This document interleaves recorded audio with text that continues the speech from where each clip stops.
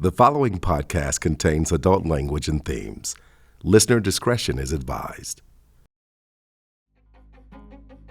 The horror genre has been part of every storytelling medium since the beginning of time, from cautionary tales to making sense of the human existence. As soon as film was introduced in the late 19th century, legendary directors like Georges Méliès wasted no time creating visual delights that gave audiences a good scare. As time went on, the genre became more popular and respected, with A-list stars and blockbuster directors making their own waves. You're gonna need a bigger boat. But life is just never that simple. All too often, what brings joy to so many earns ridicule and demonization by others. Like violent video games and banned books, so many parent groups were concerned with their children becoming violent after consuming this content. And isn't all fun things. The church warned of Satan brainwashing you through the screen. The power of Christ compels you! From the viewpoint of many people, this genre is simply misunderstood. And so are they. What they love about these films is the craft, the art, the creativity, the positive messages. For some of them, these were a fun means of escape from true, scarier events in their real life. For others, it was inspiration for writing, acting, painting, storytelling, all kinds of creativity. In our modern world, the horror community has grown and shares ties to the multi-billion-dollar convention world that serves up nostalgia and excitement to fans of comics, video games, books, board games, and cult films. Fans have found ways to discover bonds that unite so many people from so many different walks of life. A beauty in the humanity that so many people couldn't see and tried to dismiss or even erase from our culture altogether. Stop the prime time, bitch!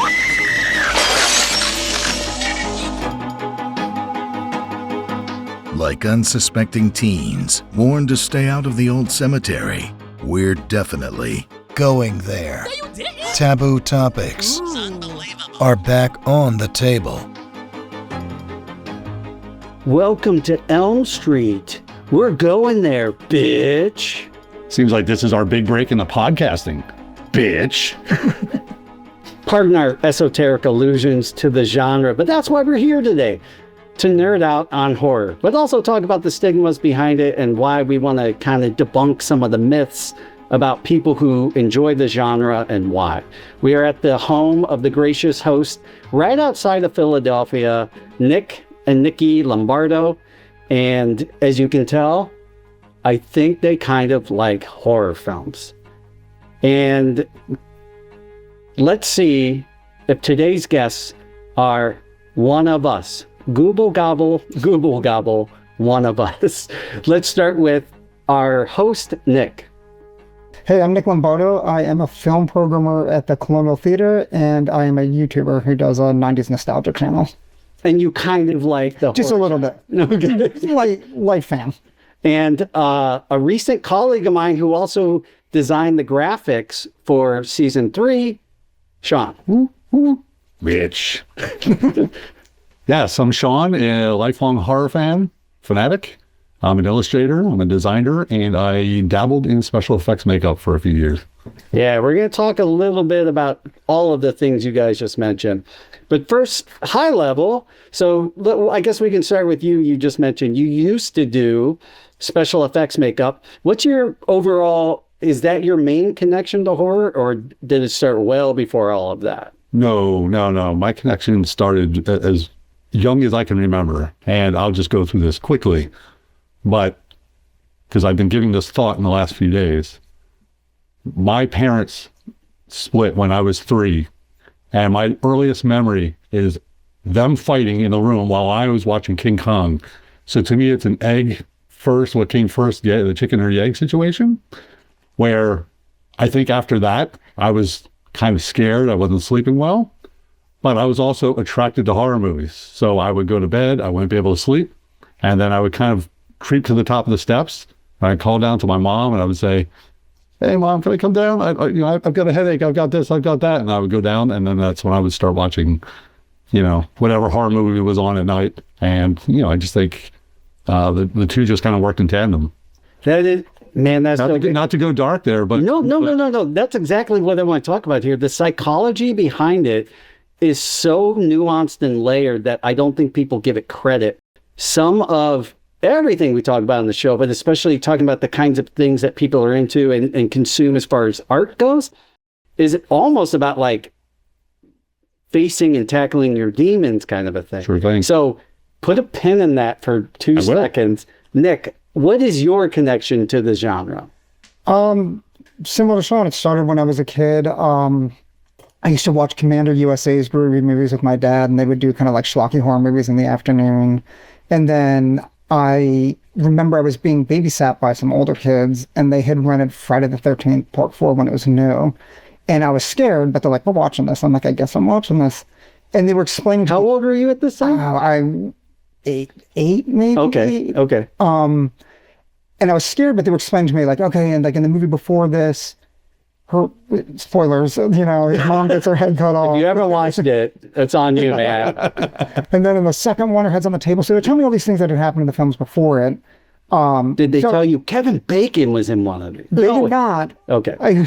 But it was the first time I kind of like, I was scared, but then I was fascinated. So it was my first exposure to mythology where I'm like, I want to go back and see these movies where the mom dies and where he gets the axe mark in the mask and where like he gets the hockey mask. Like that fascinated me, but there's this whole lineage that you can watch. Yeah. So that really kickstarted me into the next realm where I was like, I'm going to go out on my own and find this stuff, not just watch it with my dad. And so fast forward, what have you been doing with it? High level, what have you been doing to stay connected to horror other than obviously collecting? You guys can only see so much of this room. You're seeing like a third of what is essentially like an unofficial museum to horror. What have you done since then? What's your connection to it now? Yeah. I'm a film programmer, so I do a film series at the Colonial Theater where they shot the original Blob, and once a month we show like different horror movies. We do an Italian horror marathon. So I get this opportunity to see these things I never get to see in the theater because they came out before I was born or I was too little, on the big screen, on film. And then I go to horror movie conventions where they bring out a lot of the actors and vendors come out and sell stuff and they preview movies. So that's kind of like how I keep it alive these days. Are there some names that the lay person might recognize if you were to say who shows up at some of these conventions these days? Like I'm sure Bruce Campbell. Bruce Campbell is definitely a convention guy, and everyone who's met him who I've talked to said he is awesome, like super nice on earth guy. He's the best. I met him at a screening of Evil Dead 2 in Jersey and got to go up in the projection booth and watch Evil Dead 2 with them, and he's like looking out the little window and he's like, oh, here's where I cut off my hand, and my mind was like, I'm watching Evil Dead 2 with Bruce Campbell. With Bruce Campbell. It was amazing. Was that the horror one? That was at the horror. Yeah, I was there for that. And then Robert Englund comes out alive, who plays Freddy Krueger. Yeah. I think everyone who's played Jason at some point, I definitely have come out to all the shows. Shaun, so fast forward, you had an affinity for the genre. You started doing special effects makeup. Something about a dragon's horn that really got you turned on. Like, what's been your connection since? I think like most of this, we can say with any kind of arts and entertainment, a lot of it is escapism. But I think as a kid who was kind of having some issues, a little scared, going through some stuff, watching something really scary was my escape. And then I was also an art kid, so it was just feeding my imagination. So, I would go to school and I was a very introverted kid. And I remember going to daycare after school and all the kids playing over there, and I wanted nothing to do with that. And I would kind of just sit there and I would draw. And then suddenly it's like, I just watched this movie called The Thing last night, and I'm going to draw this head. There's this head with these spider legs, and it's amazing. And so I think it was just my escape, and it was my safe place. Were teachers concerned? Can I tell a quick story? Yeah. So one of my favorite memories was, Nick, you'll appreciate this, was second grade. I don't know if you guys remember, we would do book reports. We would get like a big piece of construction paper, and then the bottom half, they would tape like that craft paper with the cyan and magenta lines on it, and you'd write your book report, and on the top half, you'd draw a picture. And so I had just traded some kid these Conan comics for the Creepshow comic. Okay, the point right. So, yeah. So I'm thinking, that's legit. I mean, it's a book. And so I did my book report on Father's Day, which is the opening story in Creepshow, which involves a father coming back for his revenge. I'll just say that. But I still remember presenting that to Mrs. Ogus, which was, when we were kids and every teacher seemed like they were 65 years old in old school. Yeah. And she was not impressed. And my mom had to come in for a conference. So that's great. And then how many, like when you worked on special effects makeup, did you do a bunch of movies, or was it mostly so by high school that was my thing with horror movies. It was all the practical effects, and any kid that grew up in the 80s as a horror fan, it was just the golden age of special effects. Oh yeah. And to this day, I'm close to my high school art teacher, who always says, Shaun, you came to me asking if we could do something with special effects, and I didn't have the budget at the time, and I still feel bad. But in my 20s, I lived in Philadelphia. I had just gotten married, and I was like, all right, I'm going to do this for a few years and give it a shot. So yeah, I got the Dick Smith books, and I got the Tom Savini books, and I got books, and I bought latex, and I started teaching myself in the basement of my house. And in 5 years, I worked on some pretty cool projects.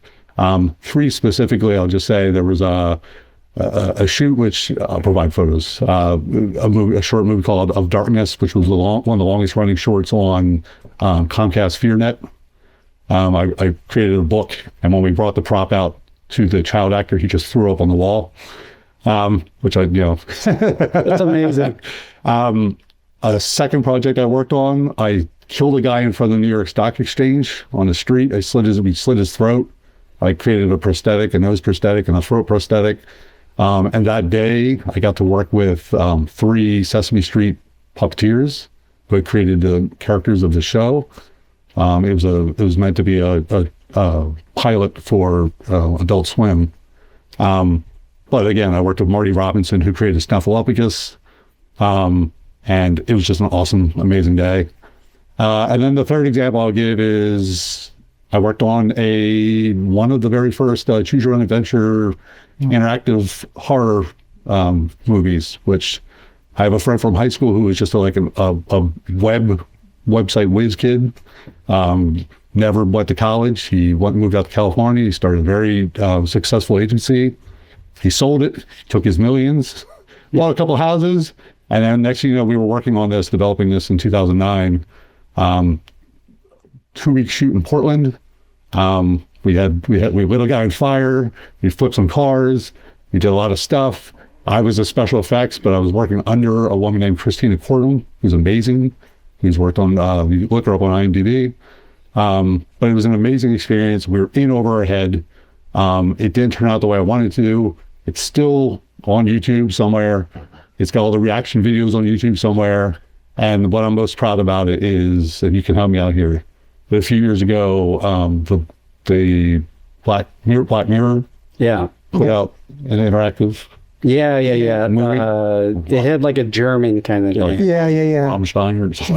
Yeah. But when that came out and it was doing this, like in Wired magazine and stuff, they were crediting our film as one of the first. That's awesome. One of the first. I was going to say that's the mainstream one I think a lot of people are familiar with. I just want to jump on something he said too, because you made a good point. Like, as a kid, I too, like growing up, like people wanted to be a baseball player, or my first idol, the first person I wanted to be when I grew up was Tom Savini. And that was like, I would read articles on Tom Savini, and like, again, that idea of mythology was the first person I would go to video stores. I'm going to find all the movies Tom Savini did special effects on. So I'm like, where's Martin? Martin was hard to find. And then Dawn of the Dead. And it's like, you didn't have idols like that, like kids wanted to be like, Ken Clifford, or it's like, I wanted to be Tom Savini. That's awesome. Yeah. Totally. I have to admit, I'm a film nerd, but my knowledge of horror is limited.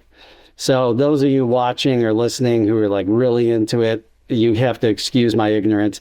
You guys, I'll sit there and joke with you, but you'll be like, he only understands like the mainstream top ones.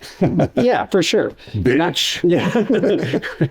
I appreciate any of the genre. I actually judged a student horror trailer competition where they would just create horror films at the college that I went to, that I later went back and taught part-time at.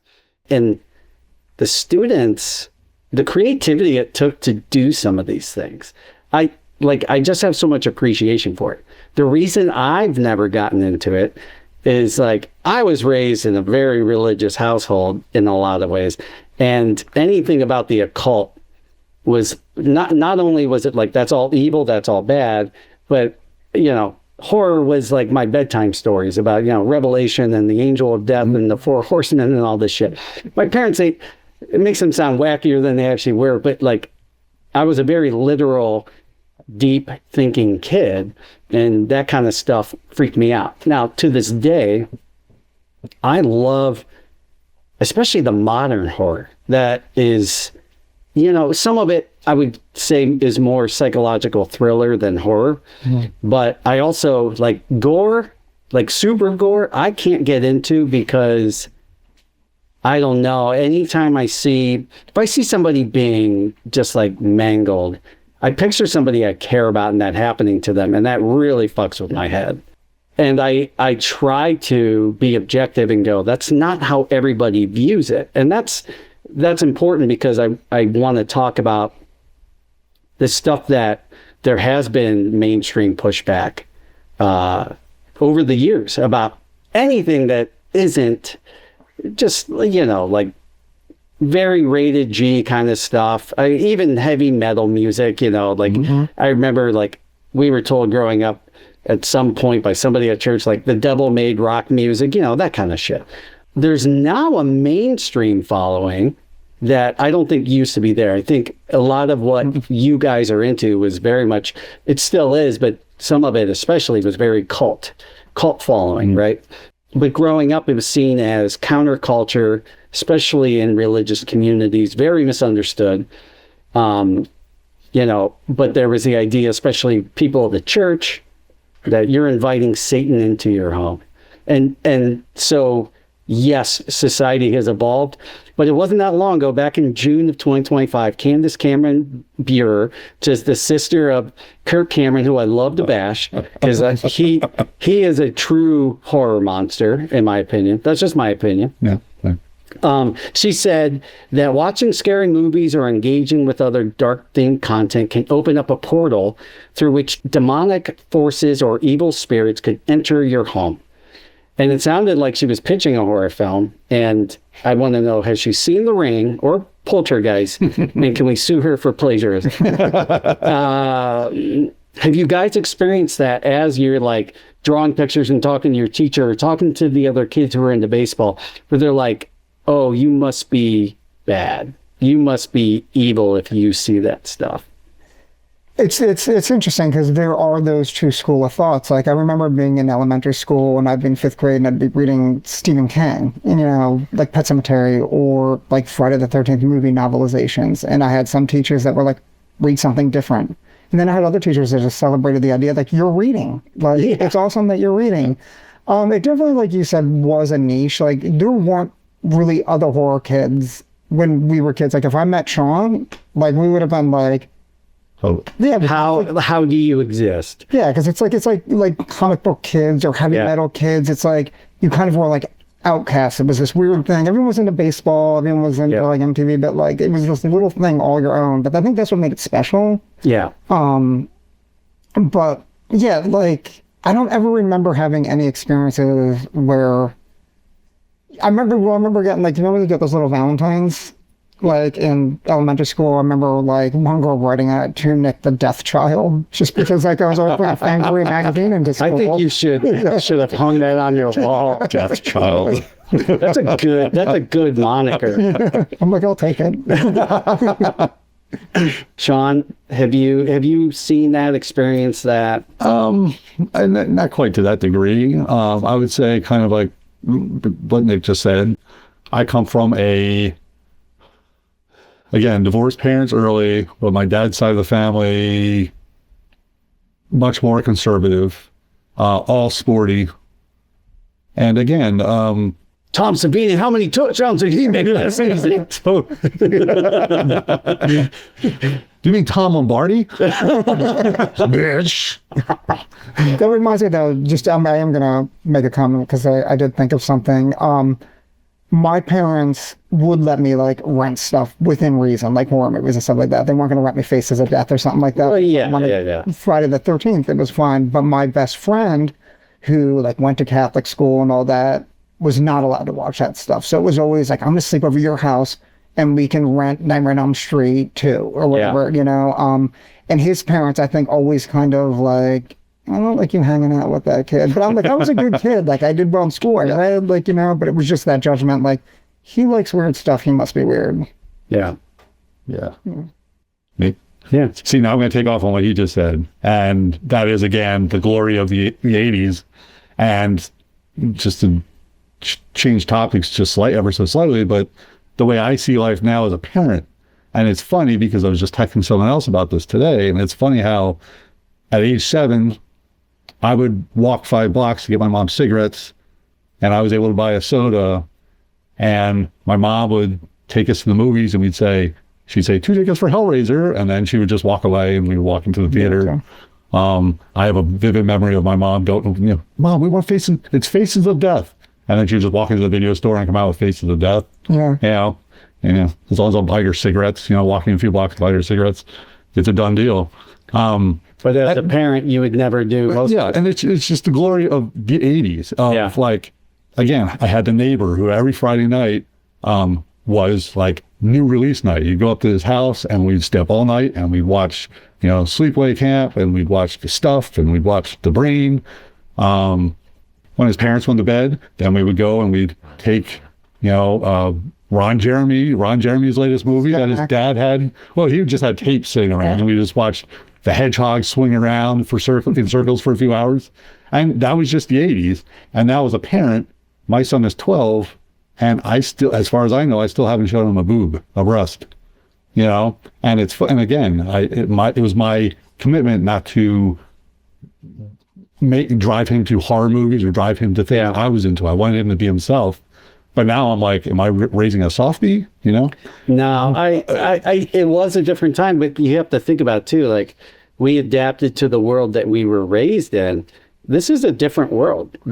They're already going to see, all they have to do is log online and see every horrible, good and bad thing out there, right? So I don't have kids, but a lot of my friends, we were kids of the 80s and early 90s, and we, all of them are like, I will never let my children do the kind of shit we used to do. And I don't regret how we were raised, but it was a different world.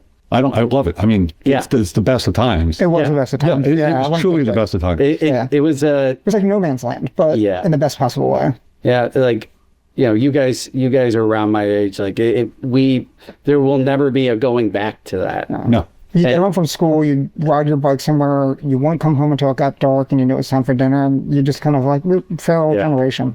Yeah. For better or worse. Well, horror, yes, there are just like the exploitation films, right? But horror as a genre, especially when you look at it throughout its entirety, is usually about social justice, and there's messaging that is layered in there that when people are talking about, oh, you're just a snowflake or something else, but it's like a lot of the films that they loved were actually shining a light on something really important. And then again, as it's gotten more mainstream over the years, you have a film like Get Out, right? Like, that's, some of it's very on the nose, but that's kind of part of the charm of it. Mm-hmm. But you have other films that have this like Weapons or Barbarian from, do you know the director? Zach, I'm trying to find Zach. The Whitest Kids You Know, whatever. Kliger? So, you have those films that have obvious messaging in them, and it's like, it turns that notion on its head of, oh, this is just about bad people liking bad stuff. And then you even have a more modern movement of people in the church who are like, actually, I think Christians should embrace horror even more, because it is ultimately about the messaging and good versus evil, and like, there's way more good that comes out of it than bad. As far as like the psychology, not of the viewer, but of the films themselves and the stories. What do you think about that? Don't you see that there's a lot of things that are in it that are just beyond trying to show, murder and exploitation? Yeah. Mm-hmm. I mean, like all the Friday the 13th were morality tales, essentially, like how sex died, your drugs die. Like you said, as you go on, you kind of get these things with more overt messages. But I think that there definitely is stuff like that. Again, when you go back to the 80s, everything was about Vietnam, you know? And if you look at horror, we had movies, and this is going back a decade prior to that, but we had Texas Chainsaw. Bob Clark's Dead of Night. Yes. We had Texas Chainsaw Massacre. You have Jacob's Ladder in 1989. But a lot of this stuff was making, metaphors or messages about war. And again, if you look at the 80s, everything was about Vietnam. Everything in Hollywood was Vietnam.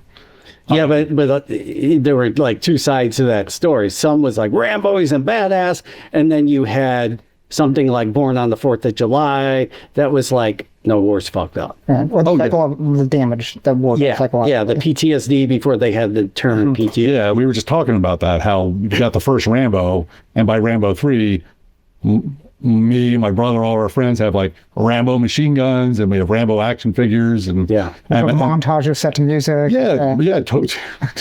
Survivor soundtrack. It's really bizarre to think about it, because I don't think we would see the same thing today. But the amount of kids' toys that were sold around rated R movies back in the day. Again, I'm not saying that's all bad. I still have a lot of nostalgia for that time. But it's like Aliens. I remember when they were selling Aliens toys. It was like, oh, we're the Space Marines. And I'm like, then you go back and watch that movie. I'm like, what kid would be like, hey, since I saw, Bill Paxton going, hey, motherfucker, and blowing shit up, I want to buy that toy now. Like, who is this for? Well, but again, when we talk about everything that might not be right or we might not prefer about today, I do think it all traces back to the 80s. And I think the fact that you had a superb suspenseful horror film like Alien, and then by 86 it was an action movie, still superb, but now it's kind of crossing over into the action genre. It's a little more mainstream. For wider audience. And then you get Predator, which again kind of goes to what we were saying, is that was a movie that my dad took us to, but I would show my son now, but still a little bit for adults and still a little bit for kids. Oh yeah. And then here we are, 4 decades later, and we've got all these Alien and Predator crossovers. And I just took my son to see a PG-13 Predator movie. Badlands? Badlands. Your take? Good? I approved. Bitch. No, I like it. I'm sorry. You're good. That's the thing too, is like, it's got PG-13 Predator. It's like you go back and you look at something like Jaws or Poltergeist. Those movies were like PG movies. And I think if they had come out 10 years later, they would have definitely been R-rated movies. Oh, yeah. Oh, yes. It's like Poltergeist scared the crap out of a kid like that. Like, I remember seeing that on cable as a kid, and that, like, haunted me more than probably any R-rated movie I could have seen at the time. Sure. Yeah. Yeah, that was PG. It was PG movie. Yeah. Well, do you guys know what movie entered into the PG-13 era? Temple of Doom. Yes. Yeah. One of my favorite. Indiana Jones is one of my favorite. Well, see, for me, Raiders, nothing compares to Raiders. Temple's mine. Oh, see, and I understand why. And you know what mine is? Mine is Last Crusade. So we got all. Oh, we got it covered. Yeah. Oh. Now Raiders is a very close second. Raiders is perfection. Yeah. So for those of you who don't know, and I saw funny, of course they know. PG, because of the heart, the guy pulling the heart out of the chest. They're like, we can't call this PG, but there's nothing else that makes it that bad. What if we come up with a new rating? Ironically, the thing in that movie that got me the most wasn't even the heart. As a kid, what freaked me out was all the bugs when she turned her hand over and she had all the sex on her. And the monkey brains, that freaked me out. Well, what I find so funny about that is I still picture that, I still think of that movie as a kid's movie. Because of all the silly scenes with... That was a toy movie. There were toys for that. Were there? Yeah. There's another movie, actually, you just said, Toys. There are so many things that... Toys? The toy? The movie Toys. Oh, Toys. With Robin Williams. Like, there are things... Like Home Alone. When you take a step back, if Home Alone had not existed and it came out today, you'd be like, what the hell is going on? There's a second grader going around trying to murder people. I don't know. Like, you never even have that movie today. He would just call his... Never. He would just call his mom and be like, hey, you guys forgot me. Or like, it would absolutely be rated R. So, like, the idea, again, that, like, oh, this is immoral. Morality is 100% contextual. There's a book that I mention oftentimes on the show this season because I read it, and it's like a PhD level read. It's called The Righteous Mind. And it talks about there is no society in all of human existence, and to this day, geographically or chronologically, that have two exact moral codes. Morality, when people want to say it's universal, there are obvious things that everybody agrees, this is bad, this is good, right? But like morality is 1,000% contextual. And you can take any one thing and say, yeah, but who would ever say that this is okay? There are instances. And it doesn't mean like we all have our opinions, but the morality of like, oh, well, that's gory, or that's this, that's offensive. That is contextual. And there's obviously a big following. There's obviously people who are very, very passionate about this genre. So other misconceptions about the genre, like in the 90s when video game graphics started getting better towards the tail end of the decade, there was obviously the big push of like, this is bad. Kids are going to play games where they're shooting up people. They're going to actually start shooting up people in real life. But they're saying that based on a notion, not any data. And that same kind of thing had been kind of brushed over onto the horror fans. They're like, oh, you're watching some guy get chopped up with an axe. It's going to desensitize you, and you're going to be able to like do those things. You as a horror fan are going to become more aggressive. You're going to dissociate, and you're going to become antisocial. And what do you say to that? I think it's kind of the opposite, actually, because I think it usually was kind of like the weird, like non-social kids that kind of found horror, and it was kind of like a comfort thing to them. I think it was usually like the kids that were really like, you were really into art. It was like the art kids, or the kids that like to read a lot, or kind of the kids that kind of like to use their mind a little more, use their imagination. I mean, I don't think it ever. Most of the horror fans I've ever met are very like soft-spoken, very friendly, very artistic. I think that's probably one of the most common themes you see in like in horror fans, is they're kind of like into some kind of art or something like that. So I've never seen it where I feel like it would cause violence. I think like it doesn't desensitize. I think like, at least for me, when I watched movies as a kid, I looked at it as special effects. I looked at it as art. Like, oh, that's amazing how they do that. Totally agree. There's shades of gray for everything. Sure. So I don't want to generalize, but I think, again, disenfranchised, whether you feel like a nerd as a kid or you feel like a bit of an outsider, which I certainly did. And I think you tend to grow up to be more sympathetic and more compassionate, about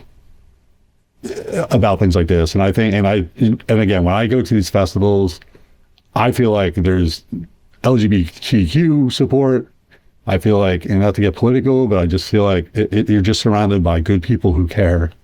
And I just don't, I've barely ever met.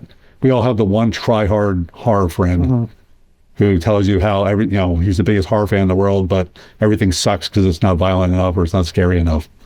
But I mean, all the people I roll with, all the people I've known, we're just the biggest softies. And again, I think it's just an imagination, it's an escape.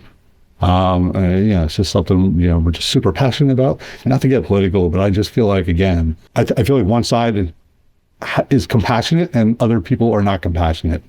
And I think just to appreciate arts, the art of film, the art of music, any kind of movie, but especially something like the horror genre and some of the topics, I think you got to have a heart and you got to care. I mean, like, again, my metaphor for horror is the violence needs to be in proportion with the story, and it's always the icing on top of the cake. Like, I want my violence to be in proportion to the story. I want to see an arm cut off to index the danger of the villain. But I'm not in it to see cruelty to people or cruelty to animals or bad message. I mean, there are some horror movies I've seen that I'll never watch again. Right. But I'm also, to me, I view it all as art.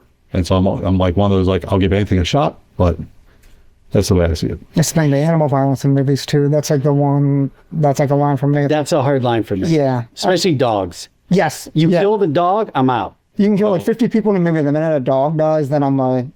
Because that's like a kid. It's like an innocent creature that, because it's funny because you had said that when you and I talked early on, and you're like, it's escapism.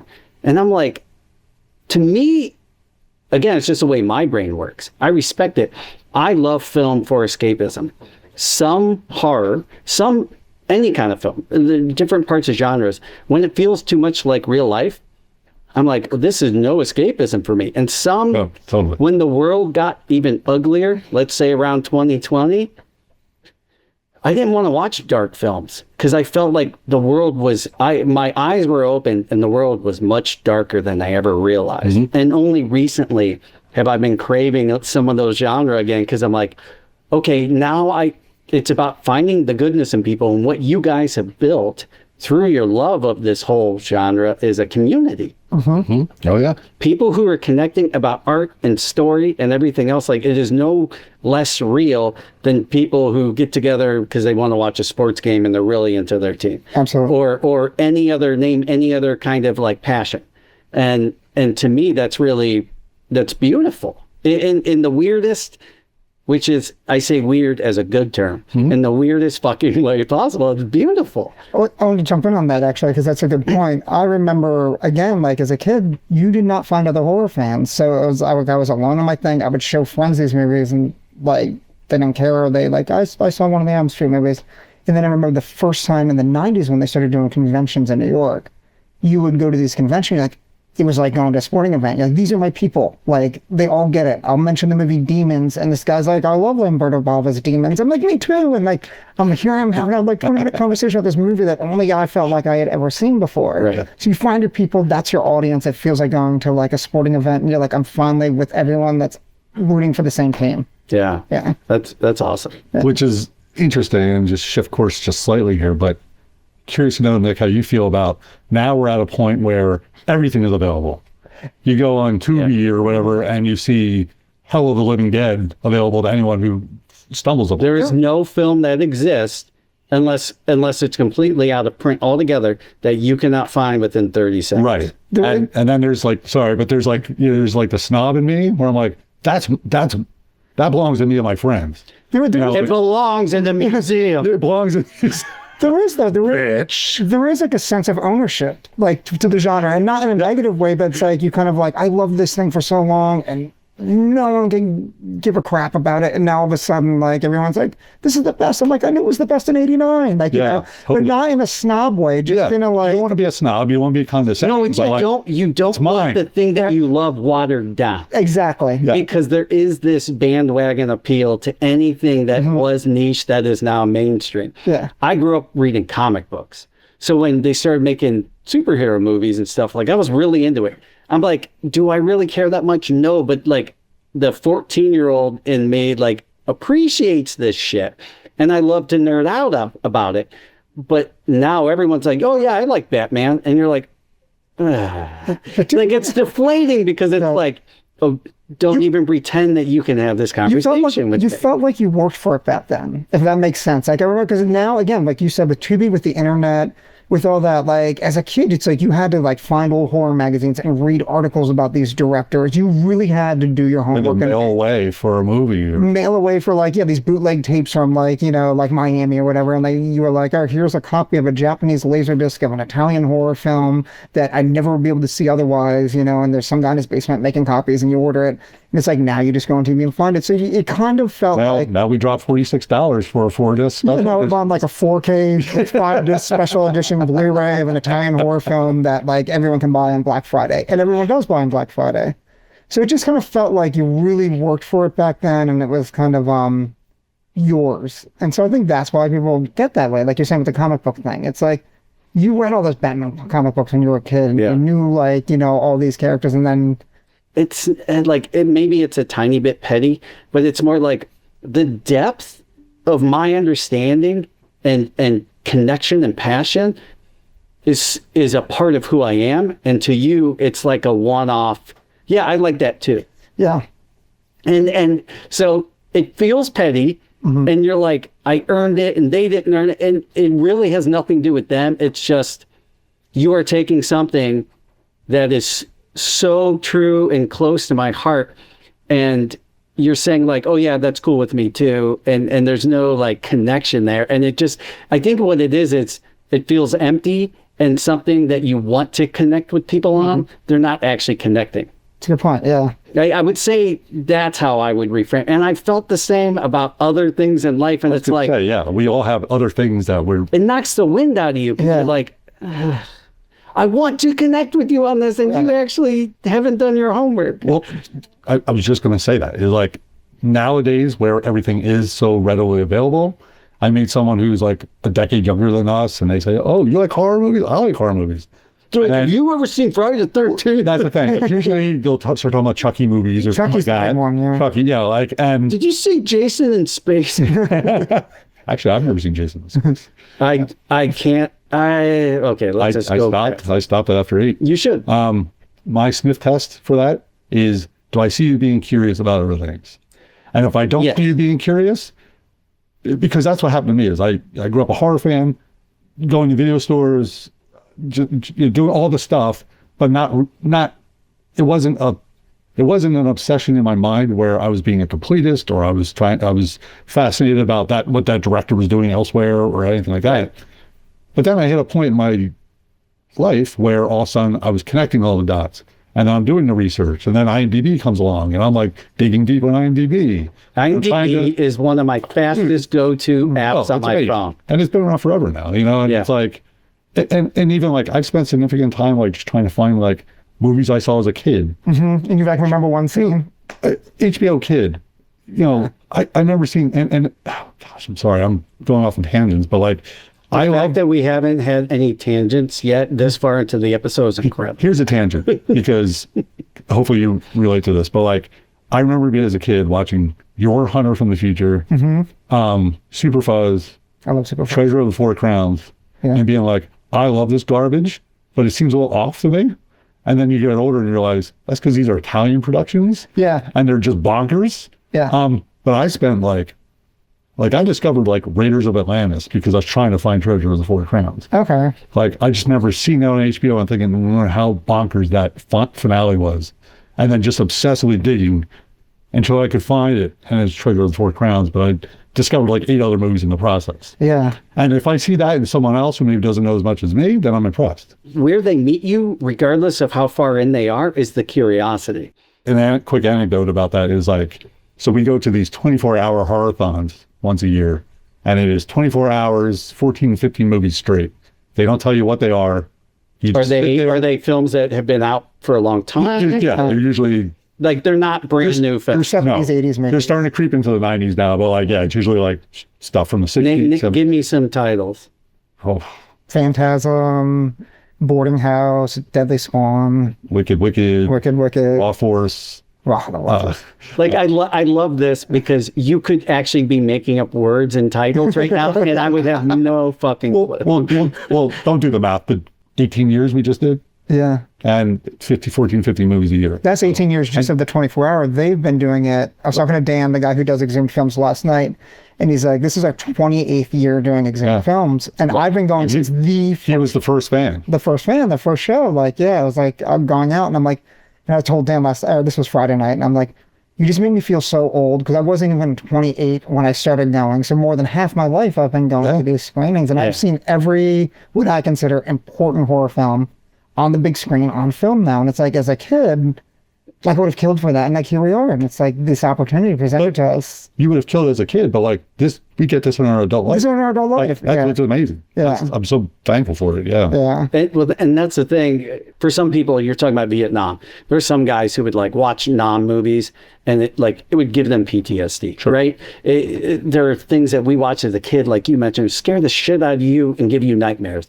I'm not going to pretend that doesn't happen. But that can happen with anything, not just horror films, right? Mm-hmm. You could be watching the most innocuous thing on television, and it just triggers something. The scariest thing I ever saw was Superman 3. That chick turned into that robot. That got me too. I got the trading card, and I had to hide the trading card. I remember seeing that on H2O. Yeah, Superman 3 is a scary movie for lots of reasons. One, it got made. That's the scariest fucking part. Richard Pryor scheme. That literally, like, that gave me nightmares as a kid. I remember seeing that on No, that was actually, there are these things in movies where you're like, that is horror. Yeah. Like, that was true. Totally. That like, it's called a big boss fight at the end. Because the whole movie is just like, what were they thinking? I know the story behind it because I'm a Superman nerd.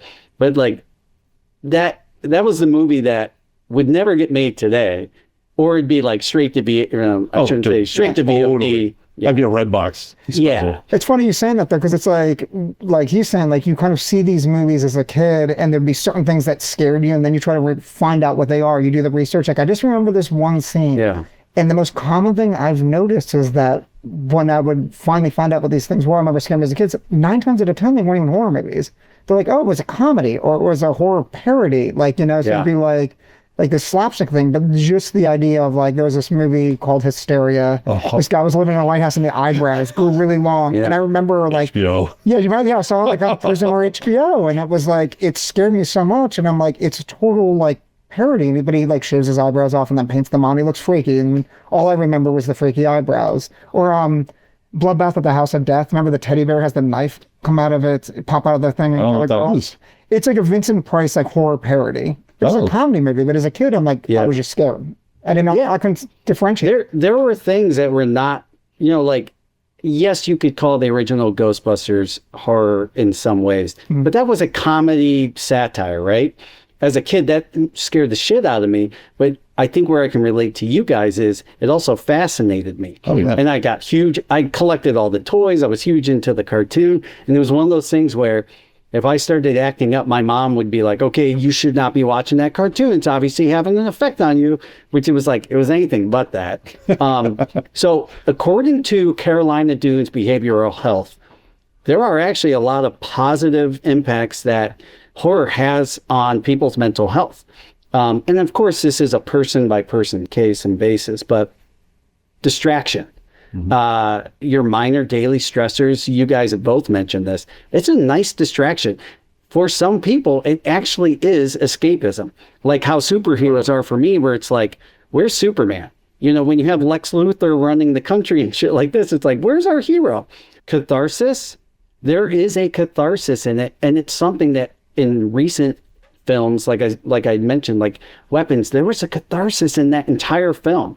And the end of it, which I won't give away because it actually is a more recent film, the kind of thing that I normally would be like, again, it was in context. It was like the guy getting the arm ripped off. It was like, fuck yeah. It's rewarding. It's so rewarding. Yeah. They say there's some like pseudo exposure therapy that happens with it. So there've been, I can't think of the name of it, but there's been horror films and other non-horror like thriller kind of films that were metaphors for their parents getting divorced and the kid going through the trauma. Most of Wes Craven stuff is about divorce and dysfunctional families. Yes. And I remember reading a long expose on that, and you're like, holy shit, when they paint it in that framework, it's like mind-blowing. Right. And then you're like, that's kind of brilliant. And so some of the times it's the director working through shit and they do it through story. And some of the times it's like, I want to give this to the audience. And of course, there's like any other type of, let's say, adrenaline thing. There's a natural high to it. The thing a lot of us got back in the day with action movies, like Arnold Schwarzenegger blowing people away with a gun, like, it was like a stress reliever in some way.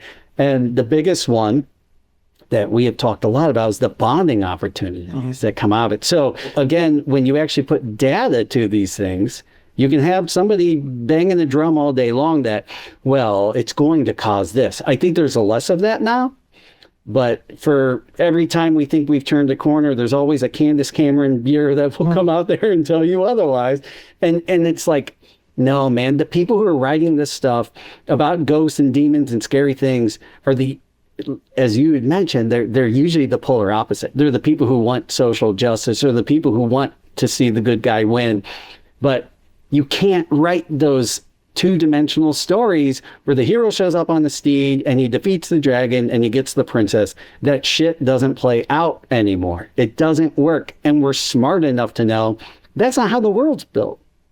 So how do you guys think horror has changed just in the last few decades? I think, to go back to what you were saying about like what horror means to everyone, I think like as a kid, the best way to describe it is that horror was like a roller coaster. It's like you're going to watch a horror movie, you're going to see something horrific, you're going to experience something scary, and then at the end of the day, you're going to get off the roller coaster, you're going to finish the movie, and you're going to be fine. You're going to be safe, So it was that adrenaline rush. I think these days, You get a lot more of the modern horror is more overtly like it does have a message in it. Like you're going to put something in there like this is a metaphor for racism or injustice, or it's not as subtle as, like I said, Wes Craven. Like you watch all those early Wes Craven movies and they're all about dysfunctional families. Like Hills Have Eyes. It's like here's a normal all-American family going out into the mountains, and here's this dysfunctional family of mutants coming to tear them apart. Like, and he came from a broken home. So it's like, I think that's what Wes Craven was working through. I think these days, now, when you make a movie, you can just be outright political in it. It doesn't have to be so buried. I think, like, if you have a message, you can weave it more into the storyline. Mm-hmm. And I think because of that, you had tons of gore in the 70s and early 80s. And then during the Reagan years, like, they really clamped down on that stuff in the MPAA. And then even by 96, when Scream came out, it's like you have a shot of someone hanging in a tree, and we have to speed up the shot of someone hanging in the tree. You can't show Drew Barrymore hanging in the tree for too long because it's too graphic. Where you flash forward 10 years from that, and you're watching Walking Dead on TV, not even in the theater, and you're seeing people getting torn apart, and soccer moms are watching it. Yeah, and then that evolves into like Game of Thrones and some of this shit. And Spartacus, I don't know if you guys watched that. They had guys getting their genitalia cut off and like... It's not even a horror movie, but... And these are the things that, like, again, the soccer moms are showing up, and where people are at the water cooler like, oh, did you see that episode last night? Remember when the guy got his head chopped off and then the guy had sex with his... and you're like, what? Mm-hmm. So in some ways, it's like we've become more... desensitized isn't the right word. I think as a whole we have become desensitized in the wrong ways, because with the ones that you guys are talking about, Shaun, you hit the nail on the head. There was purpose to it. There was a ratio between the story and it was purpose driven. I've always been a critic of shock for shock value. That to me, it serves no purpose. I always make the joke. I'm like, I love boobs. And if I'm watching a movie and there's just boobs for no reason, I'm like, I don't give a shit about the plot anymore.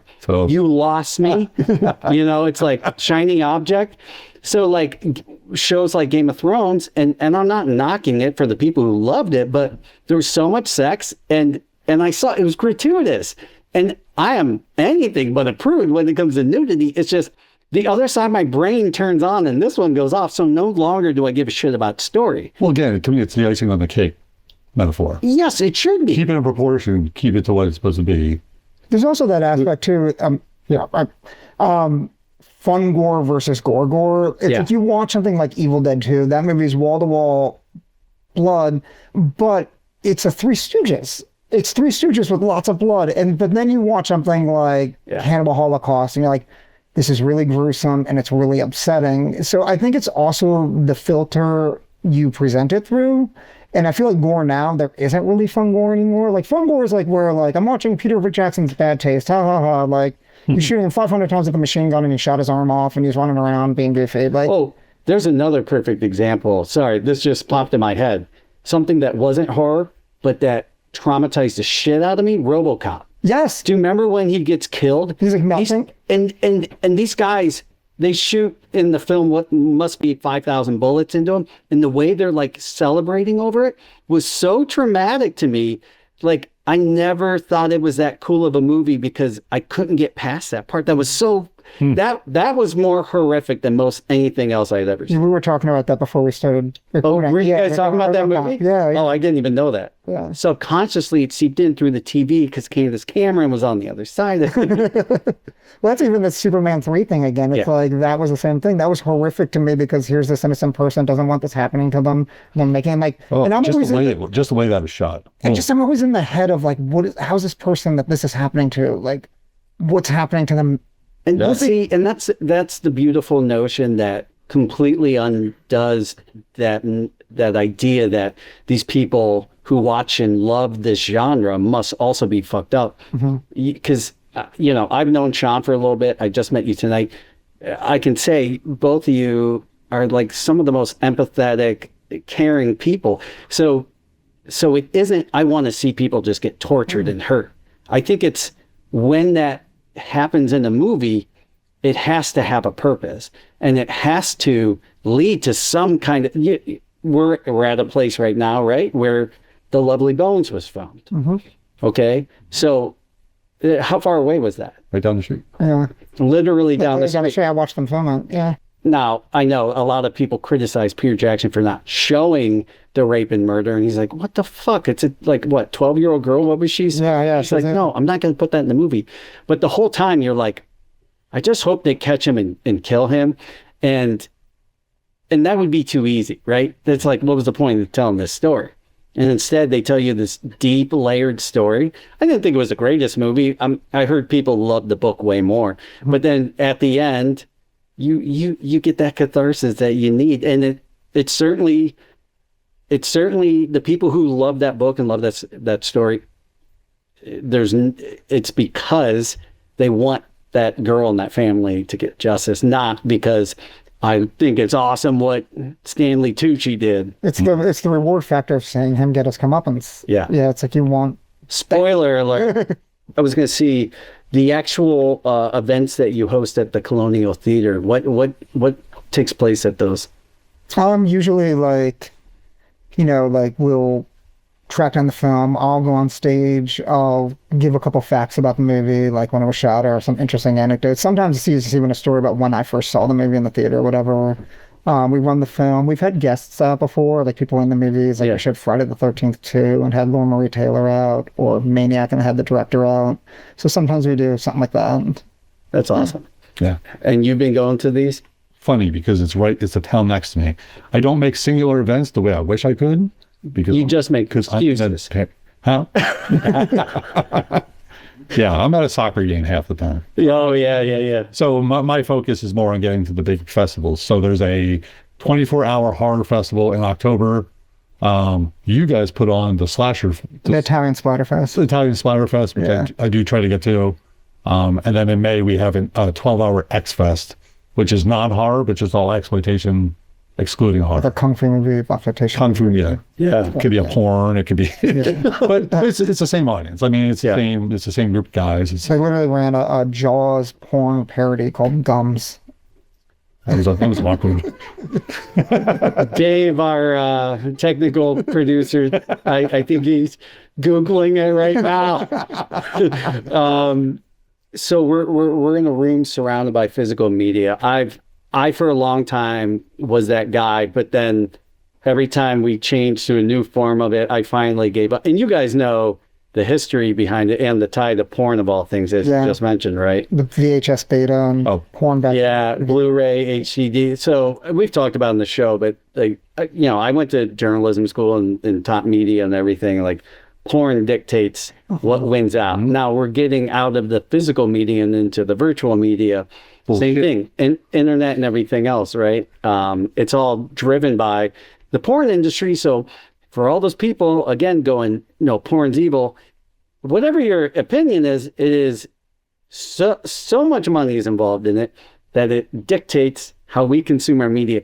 The VHS tape that your kid watched Barney on was because the porn industry decided that beta was more expensive and VHS was cheaper, and they could buy little 15-minute reels to put porn on. Your kid watched Barney because of porn. That's not really true. But you guys are obsessed with physical media, obviously. And as a film buff, I understand why. It's a collector's thing, right? It's like curating your own collection of your tastes. That's the best way to describe it. Yes. And you guys can talk to the fact that there's been a rise in boutique physical media, and you guys are both really into this. So tell us a little bit about that. Yeah, I mean, again, it's this dual feeling of now it's available to anyone, but it is truly a glorious time for collectors, because this is not like going to Best Buy or Walmart and picking Cloverfield off the shelf. Like, these are top shelf releases from like boutiques that really, really give a shit. You get a movie like Hell of the Living Dead, which is like an Italian Dawn of the Dead knockoff, grade Z, but you're getting the Criterion Collection treatment, where here is a 3-disc edition with the soundtrack and a 100-page book and a hard case and 4K and Yeah. It's like, if you love, like, we love this stuff. If you love these movies, like, here's the best way you can ever own it. Like, the definitive edition. You always feel that way, and then another format comes out, and you're like, well, this is the definitive edition, but... Actually, you know what that reminds me? You know what I have a ton of that kind of collector stuff with? Is a movie that is not only one of my favorite films, you could easily classify it as a horror film, and it is the reason that we're even sitting here today. Superman 3. Bitch. The return of the bitch. No, it's the reason. I always was a storyteller and playing with the camera, knew I wanted to like do film. But when I saw the film, I saw it like 5 times in theater, and then I watched the making of when it came out, and I was like, yeah, it was Jurassic Park. Yeah. Jurassic Park is very much a horror film in many ways. I mean, Jaws, right? Spielberg knows how to do those tense things. And to me, he was at his pinnacle at that point because he knew you only show the monster for a few minutes in the movie. Mm-hmm. When you overshow the monster, like Friday the 13th, they knew how the shadow and the impending doom was way scarier than anything you saw, right? When it came to the killing. And like Spielberg was amazing with that. But I have so much cool Jurassic Park shit, and it's unique, and owning the physical media, like that's a movie I would never be okay with not owning all of that stuff with. Yeah. If you guys had to pick, and I know as a film guy, you can't say what's my favorite movie. If you guys, I'm going to ask each of you though, to pick one film in the genre and why you love it so much. Wow. Well, I always say that John Carpenter's Halloween is my favorite movie of all time. But I don't want to go there. Like, I want to. Is that too easy? Yeah, it kind of is. Like so close to my pick, so you better watch what you said here, buddy. Okay, I'll do like a hard left. Something. Should I go? Go first on that way. Because it's again, it can be it can change by the day, but I will default to Black Christmas. It's a good one. Black Christmas. The recent one? No. Okay. 1974. Yeah. So Bob Clark, who we mostly know here as director of Porky's Christmas Story. Christmas Story, which was filmed in Cleveland, by the way, and the Christmas Story house is right down the street from here. Wait, it is? Yeah, we've been there. I thought that was Indiana. Nope. Indianapolis. They may have shot some of it there. I was there. I was just there. You were literally a mile and a half from there. You fucked up, bro. All right. I'm going on assignment with you next week. As soon as you're back in town. Cleveland. Done. Fuck. So, like I'm sure everyone in this room, Christmas Story rules. But what too many people don't know is that Bob Clark directed 3 horror movies in the 70s. 2 of them are superb films. One of them is Black Christmas. And everything that rules about Christmas Story, about how the setting feels lived in, and how the characters feel relatable, and that whole movie, I mean, again, I saw it as a kid, I can't separate nostalgia from other qualities of a film sometimes. But every whoopee feeling I get from Christmas Story, I get from Black Christmas. It's set at Christmas time. It's a sorority house.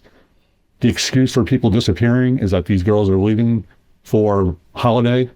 And I don't want to say too much about it, except that anyone listening, go see it if you haven't seen it.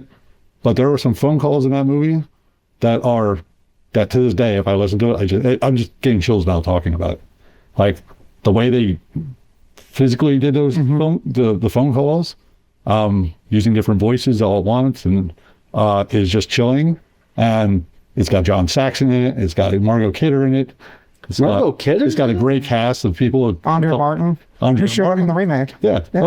Yeah. She's in the 2006 remake, yeah. Yeah, it's got a couple Canadian actors. I forget the guy's name, but it's just a great cast. It's a great movie. It's Bob Clark, and it's scary as hell. And that movie, and it's a proto slasher. That's the thing I always find fascinating about that movie is you watch that movie and there's so many elements of what kind of became staple slasher moments that movie did first, like the calls coming from. Isn't that how it always is though? Yeah. Like the people who did it first, it's not that they didn't do it great. It's just like they may have done it without the marketing. It's just right time, right? Yeah. That's what I was. Yeah.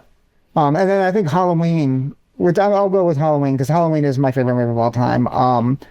That was like Nirvana, I think, in that sense that when Halloween hit, that forever changed kind of like the trajectory. I think Halloween and then Friday the 13th, 2 years later, those two movies back to back kind of like really opened up the door for the idea of like what became like the 80s American slasher movie. But whereas Halloween is kind of taking more from Psycho, where it's more suspense and shadows and what's going on, and then Friday the 13th is more kind of like the blood and gore, like who done it, Well, again, Mario Bava. Bay of Blood. Bay of Blood. Watch Bay of Blood, and you watch Mario Bava's Bay of Blood. It's a time film.